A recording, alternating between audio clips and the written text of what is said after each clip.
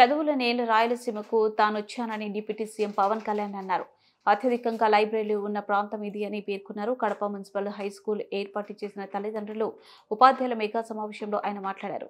Annamayya, Vemana, Puttaparthi Narayanacharyulu, KV Reddy, Uyyalawada, Narasimha Reddy వంటి మహనీయుల నేల ఇదే. రాయలసీమ అంటే వెనుకబాటు కాదు, అవకాశాలను ముందుండి నడిపించే ప్రాంతం.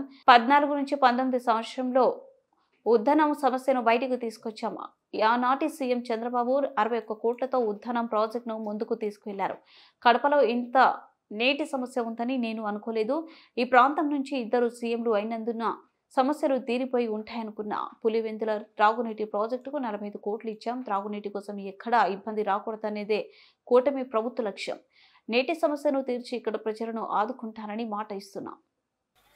ముఖ్యమంత్రులు ఇద్దరు వచ్చారు కాబట్టి అసలు ఇక్కడ సమస్యలన్నీ తీరిపోయి ఉంటాయి నేను అనుకుంటే నాకు అర్థమైంది ఏంటంటే ఇక సమస్యలు తీరలేదు, ఇంకా చాలా బలంగా నీటి ఇంకా ఇబ్బందిగా ఉంది అనడానికి ఉదాహరణకి మొన్న మేము క్యాబినెట్లో 45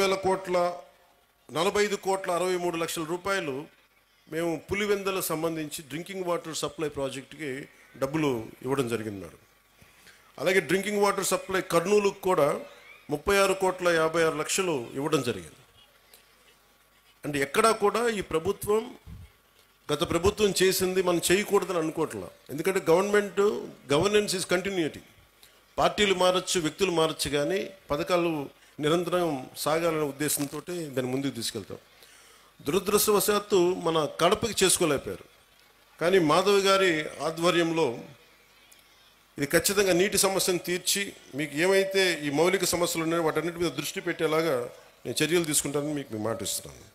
విల్ హ్యాండిల్ దట్ పార్ట్.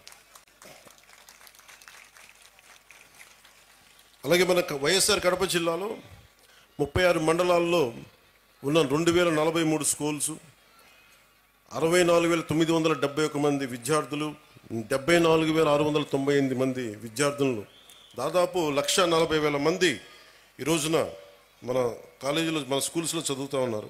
దాంట్లో ముఖ్యంగా వచ్చేది హెల్త్ ఒకటి, వాటర్, శానిటేషన్, ఎంత పౌష్టికాహారం ఉంది, క్యాలరీ ఇంటేక్, లిటరసీ, ఎడ్యుకేషన్, ముఖ్యంగా ప్రైమరీ, సెకండరీ, ఇవన్నీ ఎలా చెప్తామని.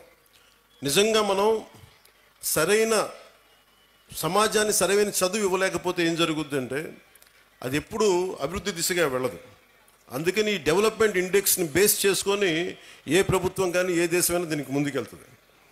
అలాగే అందుకనే ఈ ప్రభుత్వం నారా చంద్రబాబు నాయుడు గారి దీంట్లోని ప్రభుత్వం మీ భవిష్యత్తు కోసం చాలా బలంగా పనిచేస్తూ ఉన్నాం.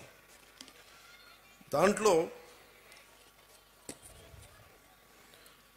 నాకు 3 అంశాలు మన అధికారులు, మన కలెక్టర్ గారు, ఎస్పీ గారు ప్రత్యేకించి చెప్పారు. 1, విద్యార్థుల భద్రత.